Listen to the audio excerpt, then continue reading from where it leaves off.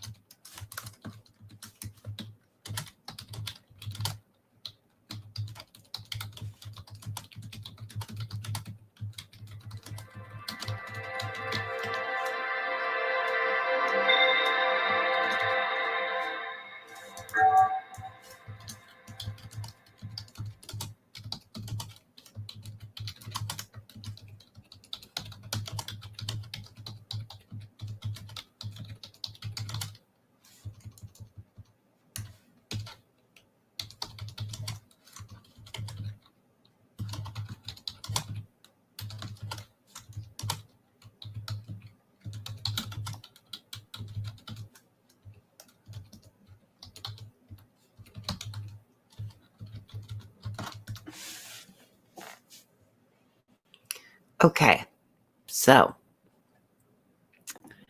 let's go ahead and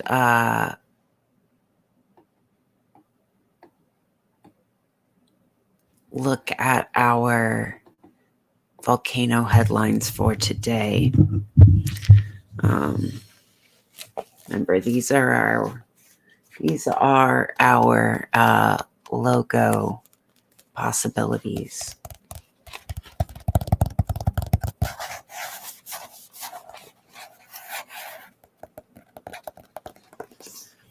So if y'all have any feedback about what you think about these logo designs, please let us know. I'll put this, just gonna set that in the background there.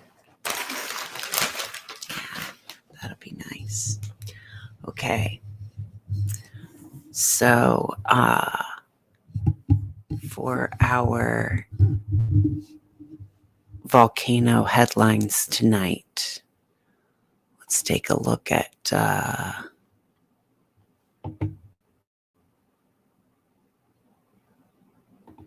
Bagana Bagana Volcano, Bougainville Island, Papua New Guinea.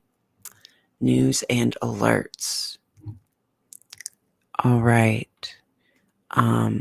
Since I don't have much commentary, I've decided that today I'm going to, when I'm reading someone else's report, I'm going to do my ASMR voice. And when I have my own commentary, I'm going to talk in a little bit more room temperature type of volume. Quite interesting contraptions I'm being suggested to purchase from Temu. Okay.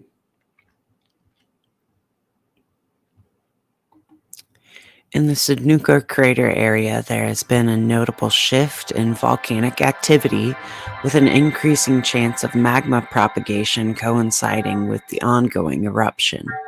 This new development marks a departure from the previous cyclical pattern observed since December.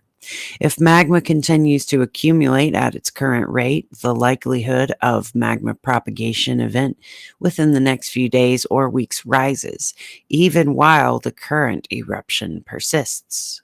Notably, the occurrence of magma propagation during an ongoing eruption is unprecedented in this region, adding to the uncertainty surrounding future developments. So that is just a little update about Iceland, what's going on the Reykjanes Peninsula down there. Let's see. Mount Lewitolo.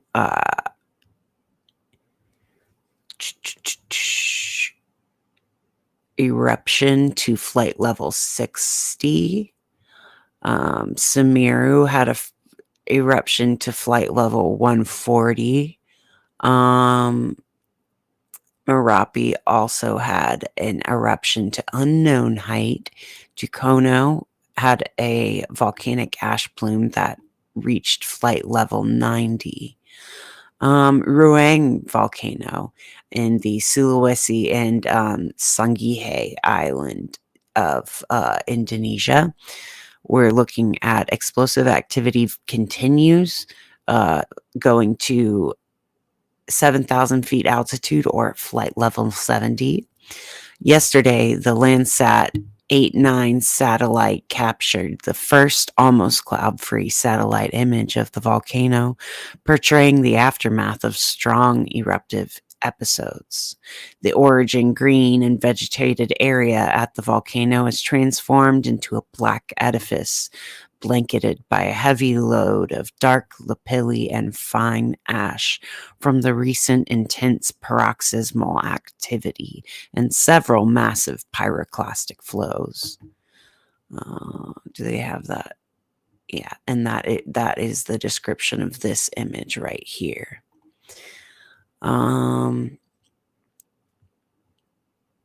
Looks like our South and Central American eruptions are pretty status quo. Let's take a look at this Papua New Guinea warning. Doesn't want to tell us. Doesn't want to let me click on this correctly, but looks like we are looking at new volcanic ash advisories. This puts us at 33 active volcanoes erupting right now. Let's get a look at our earthquakes by looking at volcanodiscovery.com's earthquake map. This is a self-reported as well as agency reported earthquake map. We do get to see multiple sources on here though, and that shows us that we have this 5.4 at 0.1 kilometers depth, 7.7 kilometers east of Bardabunga. That is part of the Vatnajökull crater series or ice sheet in Iceland. We've got southwestern Siberian Russia had an earthquake. So did Turkey, Iran, Tajikistan, uh, Xinjiang, and Kazakhstan, and border region in China have a lot of. This is the very mountainous region. Let's see. We have 4.3 in Taiwan in Hualien City, 4.7 on southern Japan. And here near where we've got the eruption of Roang, we have Halhamera has got a 4.6. And let's see, in the Philippines, we are looking at 4.5s. Let's see. And 5.0s in New Zealand. Let's see who else has been reported. Who else has reported? All right. Central and South America. Let's take a look.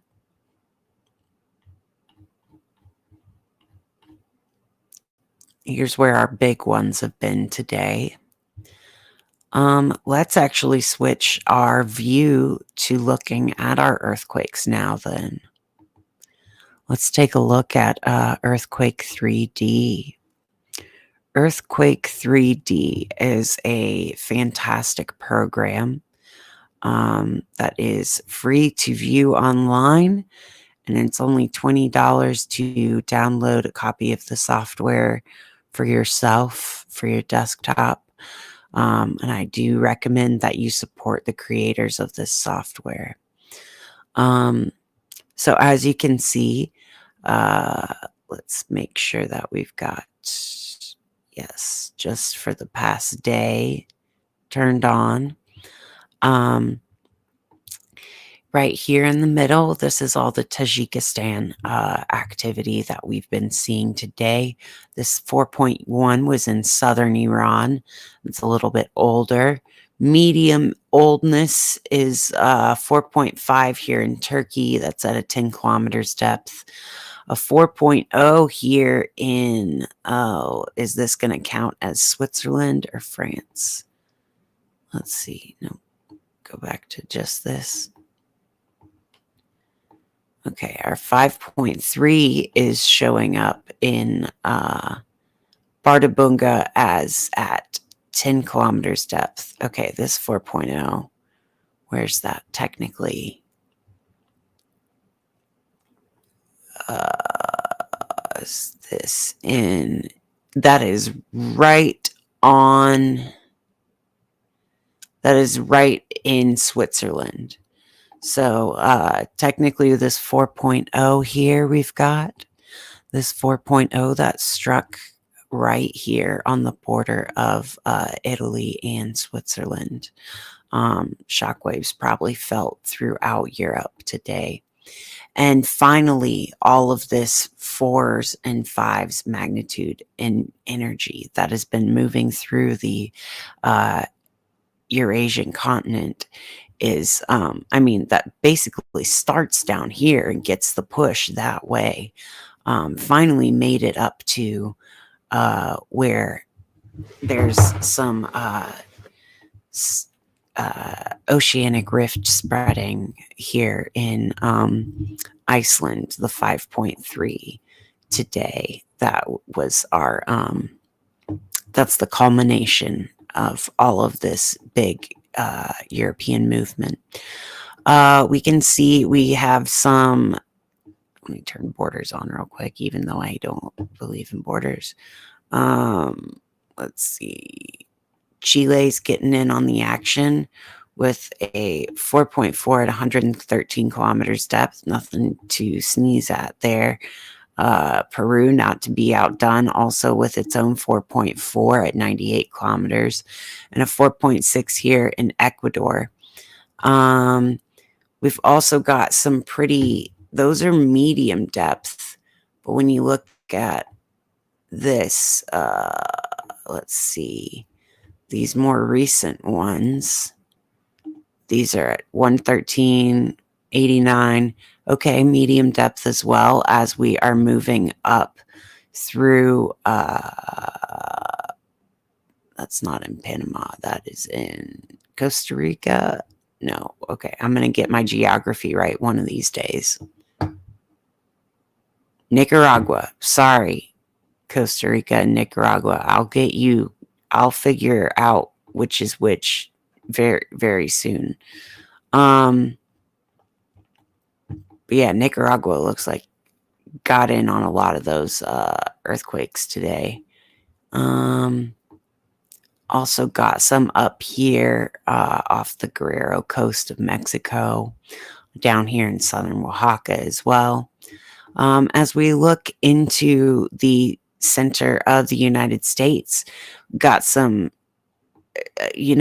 momentum creeping eastwards. We're not just isolated to these little tremor level quakes out west. I mean, there's a little bit, but we've got tremor level quakes spreading through. Honestly, because look, if you don't look at anything below, if you look at 3 and up, we're pretty quiet. But once you start to count your 2.3s and 2.4s at very shallow depths, maybe at around fracking level or hydrothermal vent level, then it looks like something else. 4.9s all over the place. But what I'm talking about, what I meant to start talking about was we've got these other quakes moving throughout the country. So there are several spots in Texas where we usually see a cluster of quakes. There's also central Oklahoma where we're used to seeing some quakes, and even down in San Antonio, more southern Texas, it's not uncommon to see quakes. Also, the New Madrid seismic zone here, this 2.3, not an uncommon area.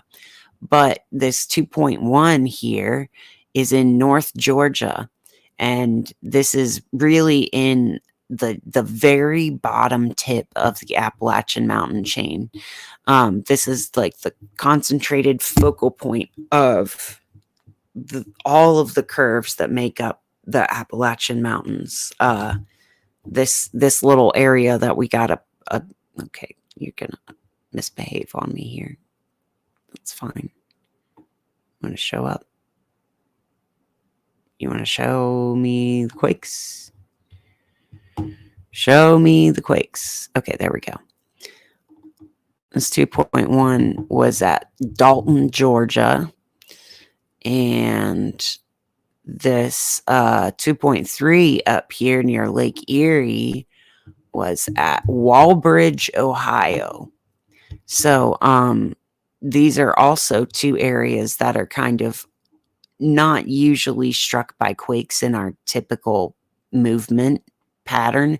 Again, we are seeing aftershocks in northern New Jersey, so that's not as weird. But another notable thing is up here in Maine, a 1.7. So we aren't just getting the energy dissipated all in North Jersey. Seems like there's a little wiggle room, there's a little play in the crust for crustal deformation and tectonic energy transfer, kinetic energy transfer, to move stuff all the way well up into Maine, well into this area, the like green, what's it called? The greenstone area geology. Anyway, where's this new quake? I can't even tell where the new quakes are coming from. There's so many out here. God,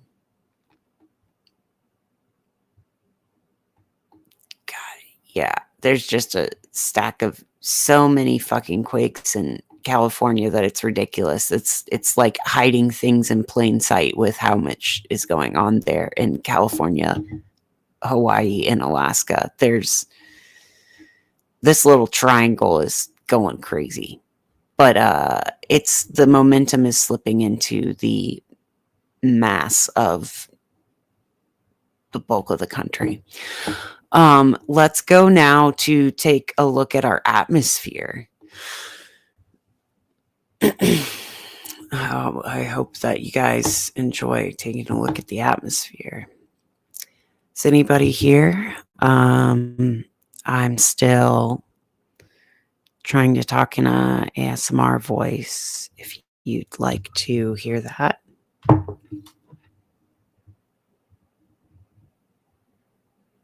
I've lit a candle.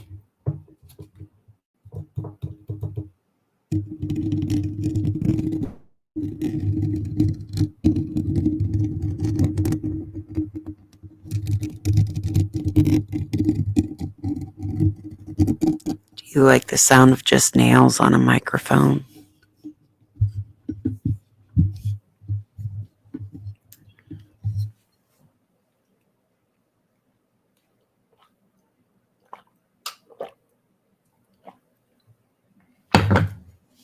Okay.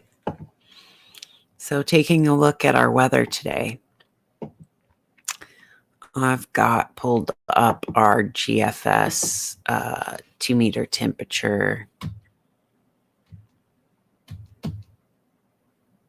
Is this going to let me click through? It's not going to let me click through.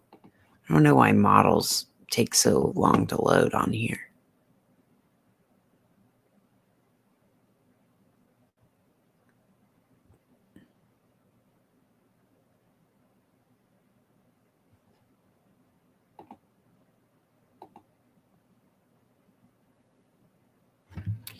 So basically what we're looking at with our temperatures is that we're getting one last cool down.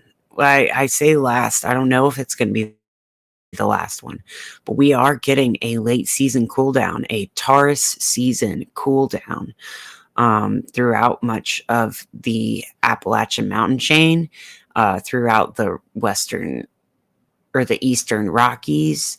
Uh, I mean, these are temperatures in the 40s, guys. We're looking at overnight temperatures in the 30s and 40s still. Maybe not a freeze, but we are looking at too cold for baby seedlings that like the hot weather.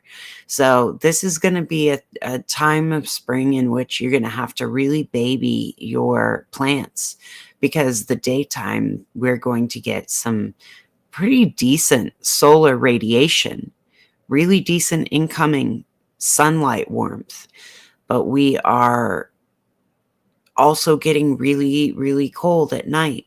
So this is a time where it would behoove you to be a kind of a helicopter mom to your seedlings. Make sure that you don't fry them. Make sure they don't damp off. Make sure they're hardening off correctly. Oh, geez, GFS. Come on now. Okay, there we go.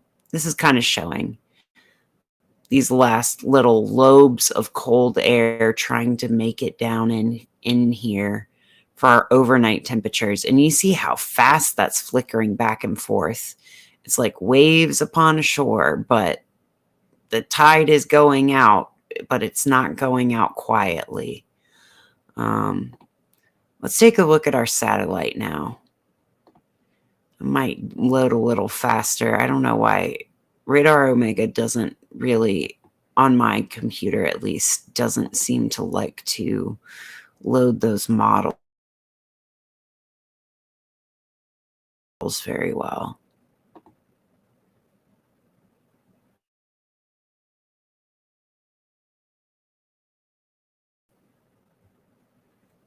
Processor. Well, I have a good dedicated graphics processor.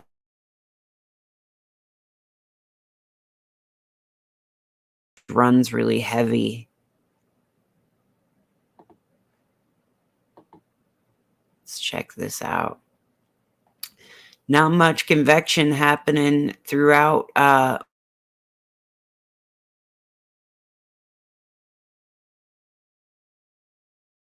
most of our convection happening in the Atlantic. We've got a little bit of a cook itself up around the Yellowstone area, but we haven't really shifted it into we're not really in cyclone territory yet. We're in maybe the beginning stages of cyclogenesis here. Cyclogenesis meaning the birth of a storm. And we're not quite in storm status yet, but there is some frontal boundaries arcing together and trying to hook a little rotation in there. Probably won't make something of itself until it finds its way into the plains here.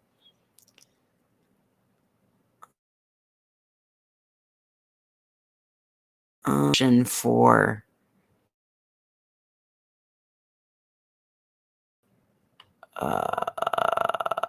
microwave either. Let's take a look at our upper level water vapor.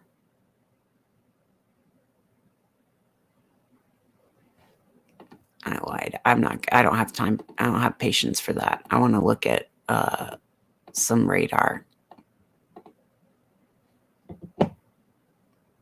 This is going to show us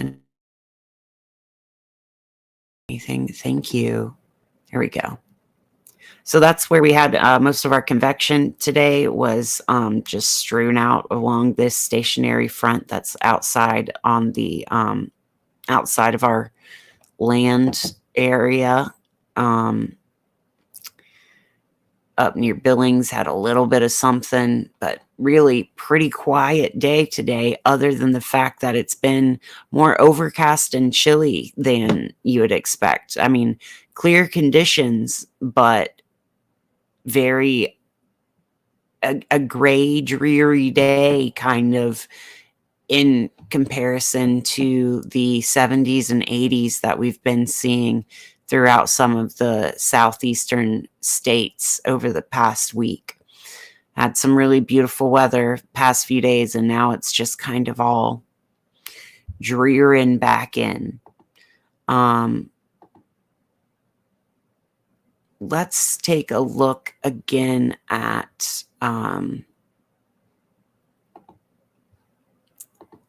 let's look at our GOES satellite. I do want to see our derived winds with geocolor. Okay, so that's showing why we've got such a dearth of activity here. We don't really have much good longitudinal component to our tropical jet.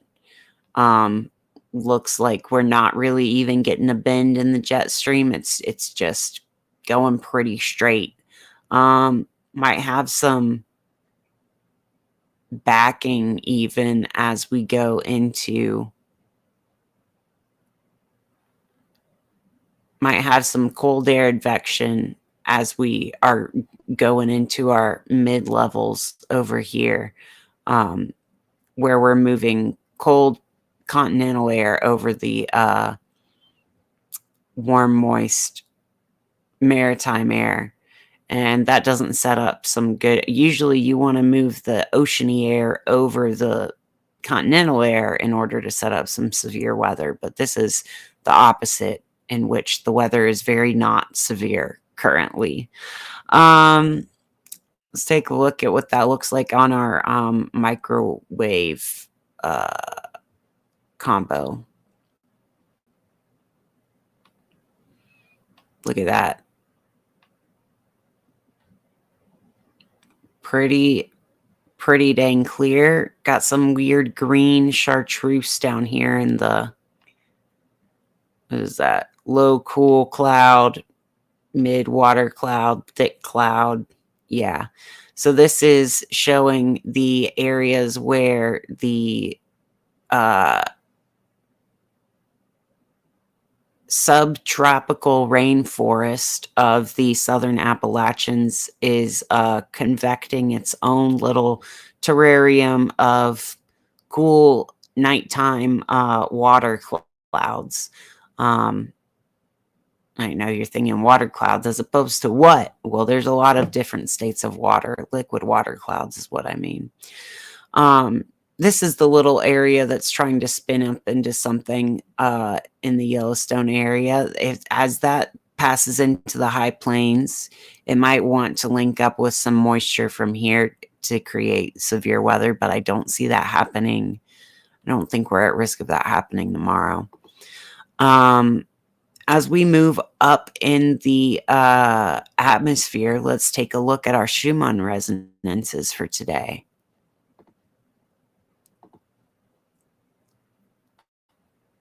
Schumann resonance is quite interesting. So just a few hours ago, we got into some more power bursts. It looked like maybe we had slowed down except for this mode 2 increase.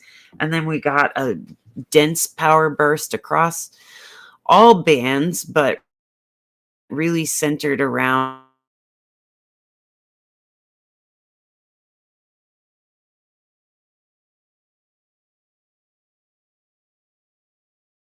mode 1. And we're showing peaks right here. Several discrete bursts of energy that seem to be focused around discrete frequencies. So that would be like 3 hertz. I think that looks like 6 hertz and 9 hertz. Is it possible that we had 3, 6, 9? This looks like a harmonic in 3s rather than 4s. We are still showing a pretty strong 4th harmonic, or a 4th mode, or pretty strong banding at 25. That might be a harmonic of the power grid, which is at 50 hertz. But let's see. Let's take a look at where our frequencies ended up. Yeah, they went all over the place today. We had a pretty large range for mode 4. Mode 2 went all over the place. Looks like we're ending up right back at 13.86, which is still elevated from what it was at the beginning of this chart. Yeah, yesterday after we got that big increase in frequency yesterday, it looks like we've vacillated a bit. There was one power burst that took us down a lot, and another power burst that recently, I think the 2 power bursts have decreased our frequency today. They've lowered that average resonance. So maybe we're not shining quite as brightly today, but we are definitely processing new information. Let's take a look at our amplitudes. That's a lot of power. That's a lot of power in 2 different chunks today, about 10 hours apart. That is pretty wild. So again, I always just ask you to reflect on where you were at those times. What were you doing today around? This is UTC +7. So if this first one, let's say it peaked around 9, subtract 7 from that, that's 2 UTC, and then plus whatever you are from UTC. So this was at this power burst was actually at 2 UTC on the 22nd. So that would be here would be around, actually I think this is exactly 12 hours ahead what I'm supposed to be, because I'm supposed to be 5 behind the UTC. So yeah, 8 or 9:30, whatever you're doing, reflecting on, watching, big power burst, big downloads of information. Wherever you're doing, 10 hours before that, big power burst, big downloads of information on something today. Yeah, just see how that sits in your body. There's a lot of new knowledge coming in. It's not going to feel comfortable necessarily to get this new download, even though you feel proud of yourself for getting through previous downloads. There's still more information to come to make it make more sense. And sometimes it's those little software updates rather than the initial software installation that will really get you dysregulated. So if you find yourself a little slower or sleepier today, that's fine. That's okay. There was a lot of energy to process today. Speaking of which, let's take a look at what is coming directly from the sun, power-wise.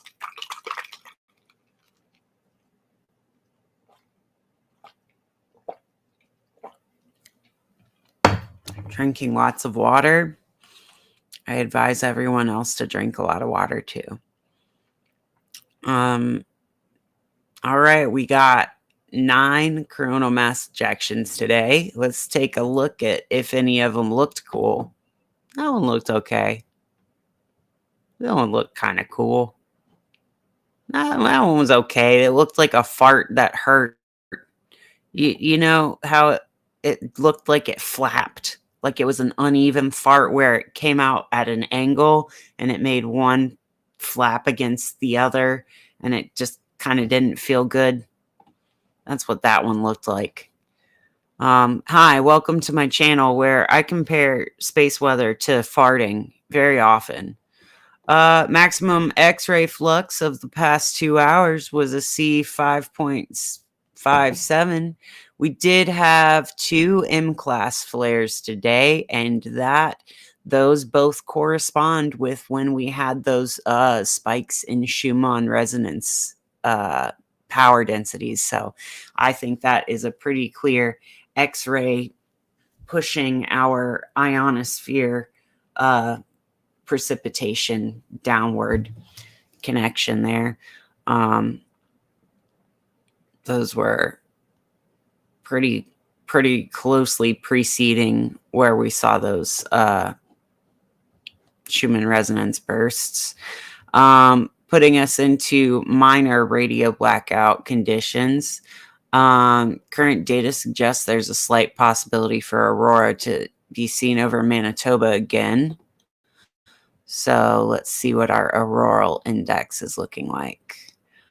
We're just getting out of moderate storm territory. Our solar wind speed is still pretty high.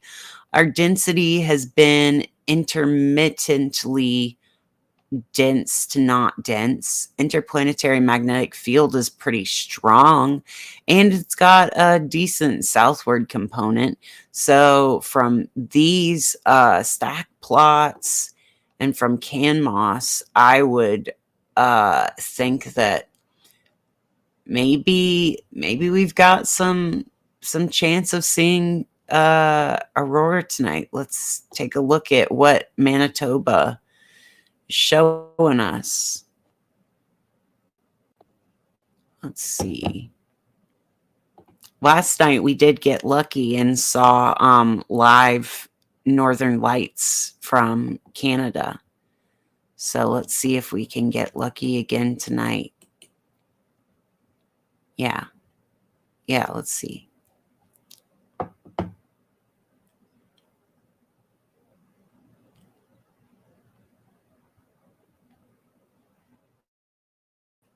What's it look like in Manitoba right now?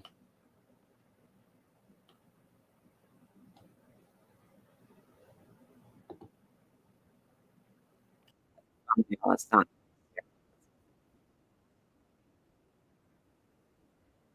Well, it is very pretty.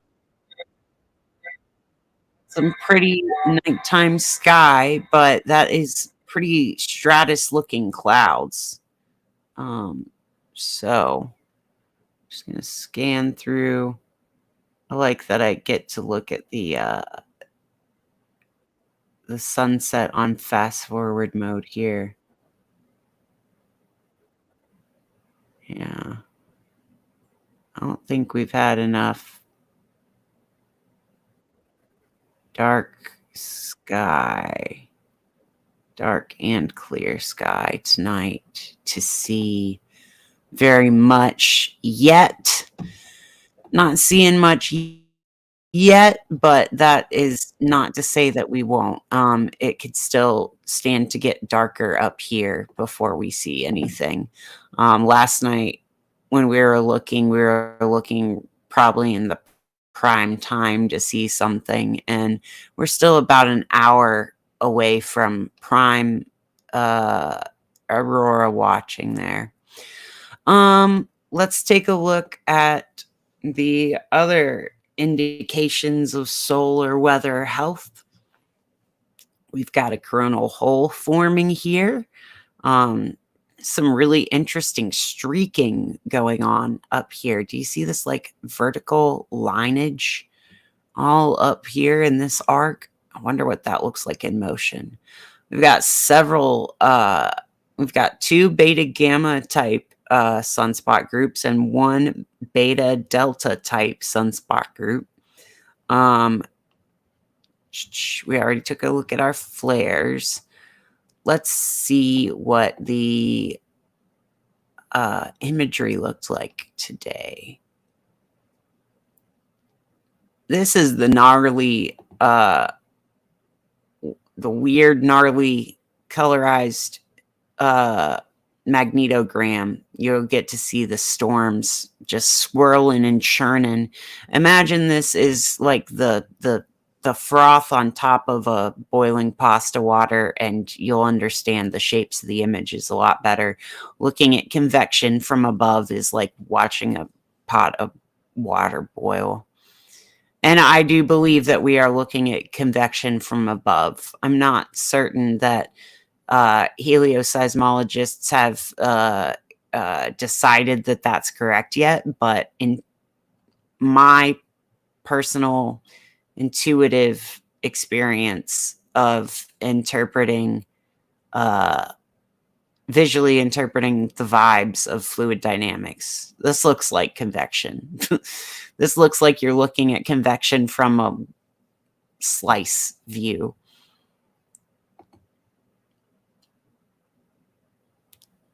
Like, once it's all loaded, can't you see the way that these two like float apart from each other, and the way that these growths kind of bubble up and form in on themselves without really interacting side to side? There's an implied vertical motion into and out of the page here that I think is pretty obvious to people who like stare at waves all the time. Let's see if anything's fun has happened on the 304 angstroms level.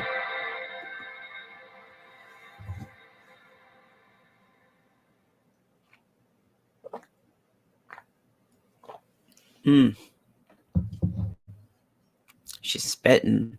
This big hole here right in the middle is definitely spitting some magnetic storm.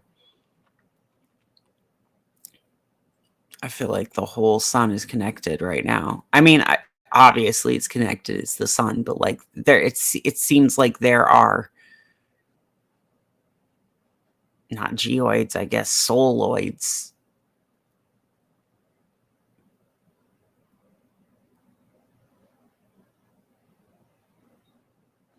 Can't wait for you to buffer, and then we're gonna really get this.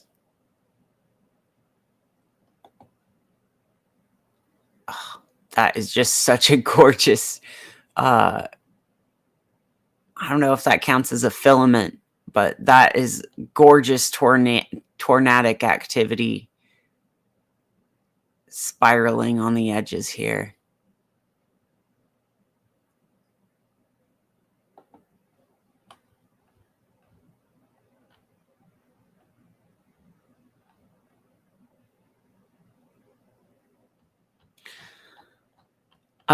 Let's now take a look at our planetary weather. So today is a Sunday, and it is currently a Venus hour, but we started this broadcast in a sun hour, so a Sunday and a sun hour. We've got the sun in Taurus at 2 degrees, squaring Pluto in Aquarius, also at 2 degrees. That was just being looked at by the moon in Libra. Moon in Libra is now conjoining the south node, meaning that it's at the equator. It's at its like vertical evening area. It's the moon is in the equator line with the Earth, but it's going down to the south. South node is where it descends the ecliptic plane into the southern half of the moon's orbit. We are getting through the Jupiter-Uranus conjunction in Taurus, also being helped out by Mars and Black Moon Lilith.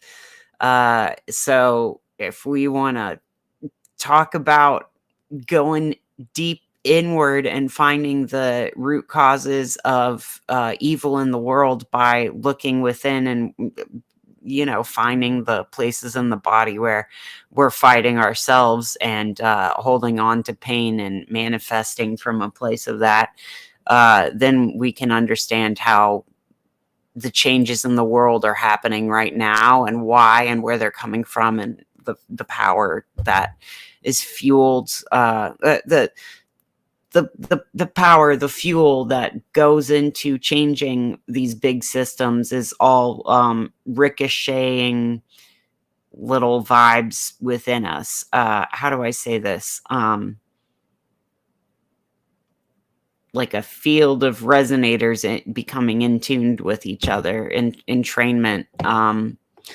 I can't even talk about it very well right now because I'm blaming it on Mercury retrograde's got my tongue. Mercury is being opposed by the moon right now. Mercury retrograde opposing the moon. The moon has been void of course since and now that those are two conditions for the moon and Mercury to be under that make people very tongue-tied.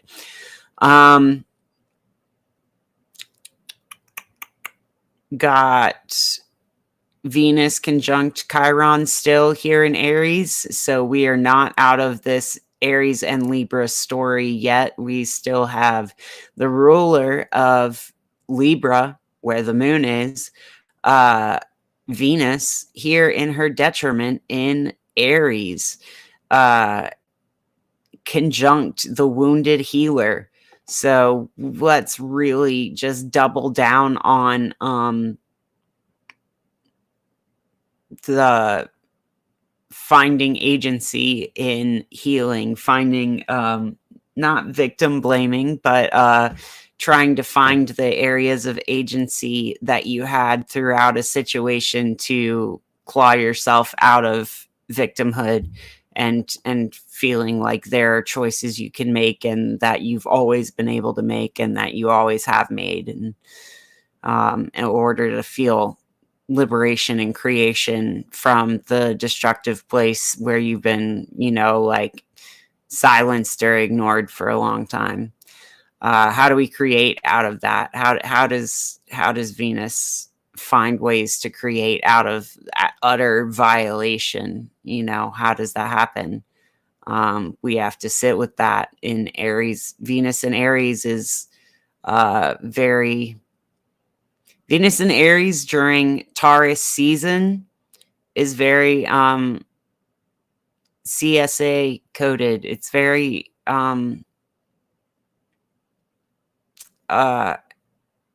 finding out far too young what the world is like. But how do we grow from this?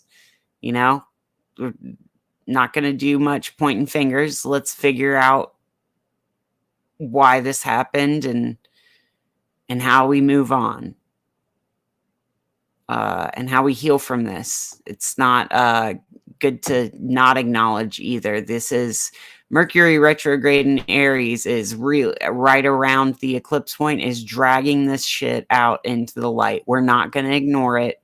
We're not going to say that didn't happen. These are real things that really happened, and it matters. And that's how healing can happen.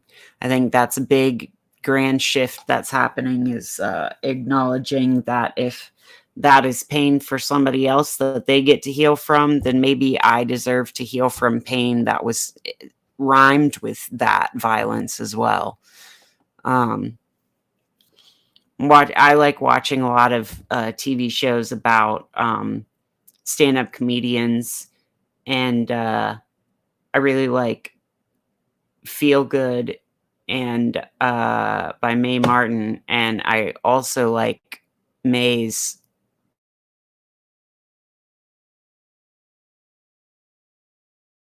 that they're on Handsome with Tig Notaro and Fortune Feimster.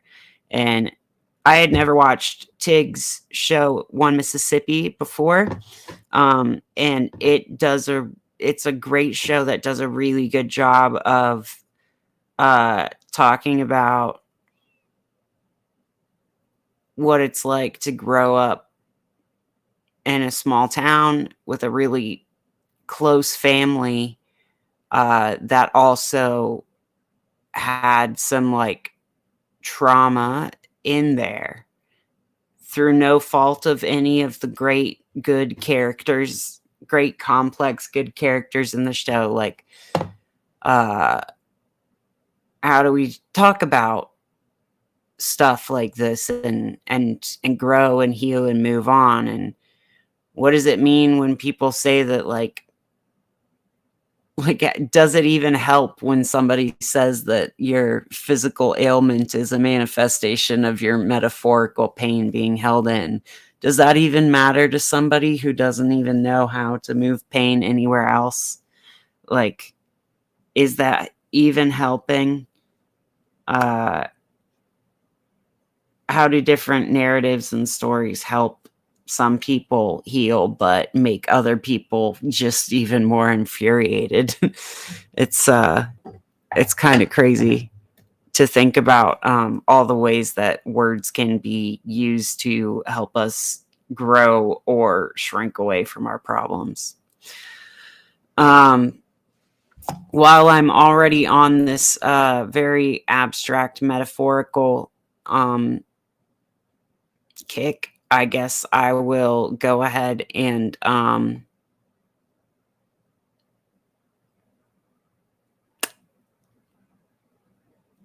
going to do a card reading, but not one that I usually do. I'm going to pull a card from a tarot deck that I don't usually use on this stream, because this tarot deck has a interpretation with it. And I haven't used it on the stream before because I just haven't felt the need.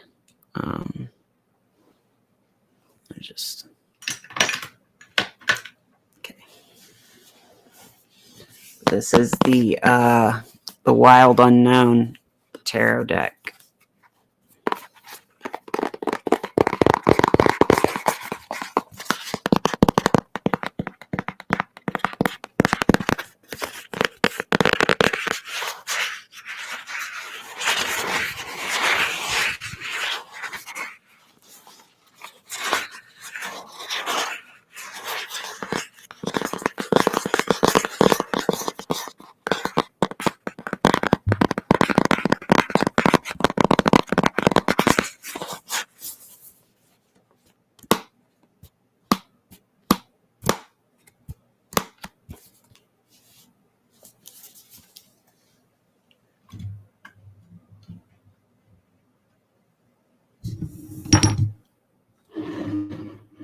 Yeah, and this is not a beer can. This is my candle.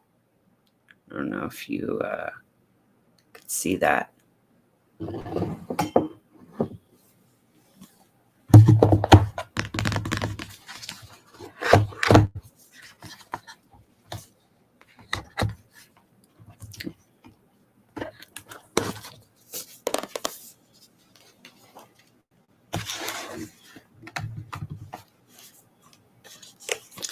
Yeah, I don't know if you can see, but this kind of like matches my shirt too.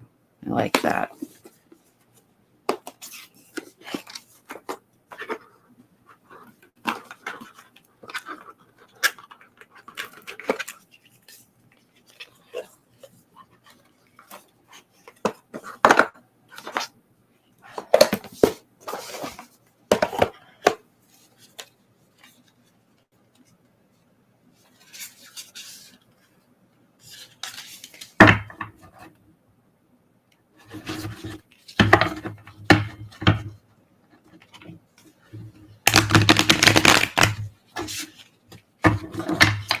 Hello, Wild Unknown Tarot Cards. We are currently trying to get a card pull for the cosmic weather reading. So the cosmic weather reading is a weather forecast recap that I do for the Today's Weather Tonight show.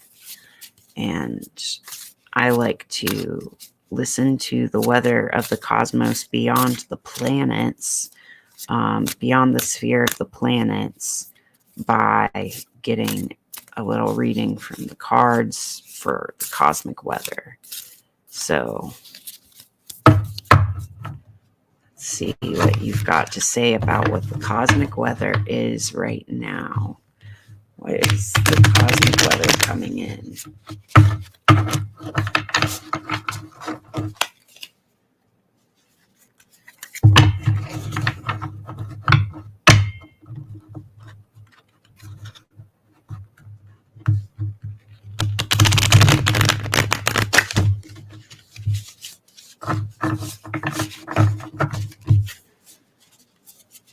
Okay.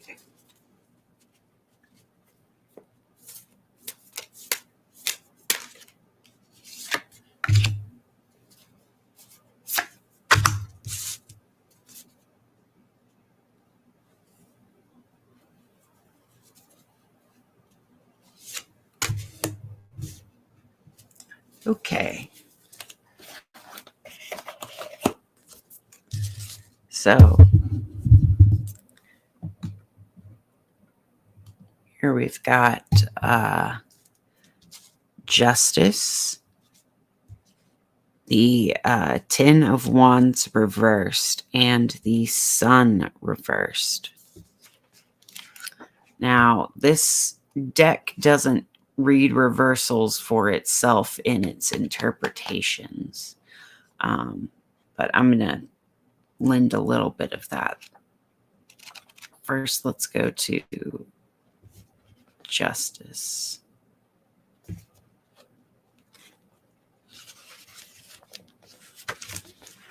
So, for Justice, one with black and white cat and a dagger. We've got Decisions, Karma, the number 8.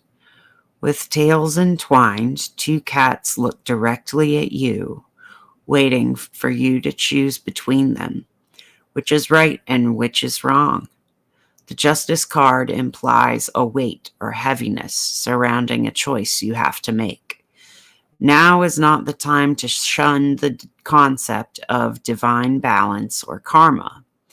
All of your choices affect your life and sometimes the lives of those around you, both now and in the future.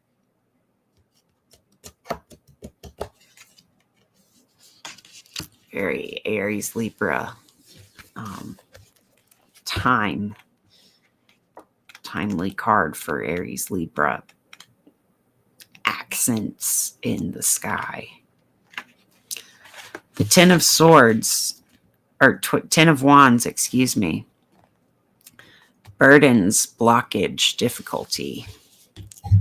But we've got this in reverse. So perhaps this is being burdens removed, blockages fizzled, destroyed. Maybe the blockage to justice is being destroyed. The Ten of Wands is a difficult card to face. Mental or physical burdens have been weighing on your spirit. Over time, this leads to hopelessness and depression. You simply can't get through to what you want. You cannot see the way. If this card appears in response to a person or a situation, it may be best to simply walk away. But if this card comes up frequently, it indicates that you are attracted to negativity. You choose to walk the hard road, which is something that I have found to be increasingly true the more honest I am with myself throughout life. Perhaps we can lift this burden if we want to. I think it's coming. And finally, the sun. We're going to go for the sun in reverse.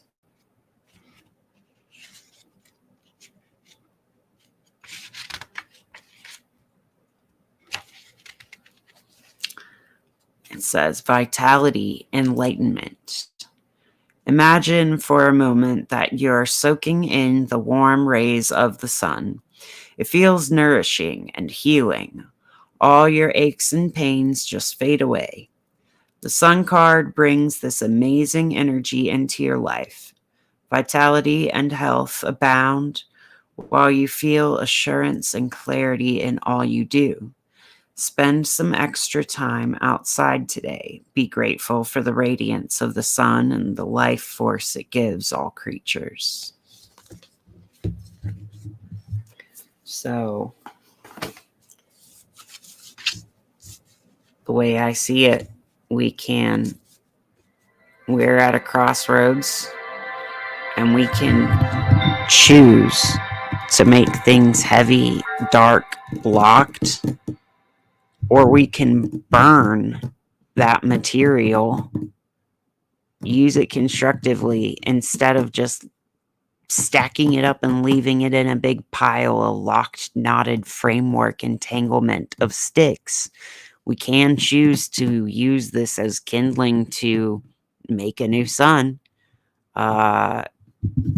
Justice is in the eye of the beholder, and justice is also a process that is enacted and not simply a static set of right or wrong. It's a relationship, a framework. I really do believe that we're standing here with the double-edged sword, the dagger, the blade, with all this blockage in our way, just waiting to turn into material to fuel the fire of the sun. And turning this blockage into material would be the process of justice right here.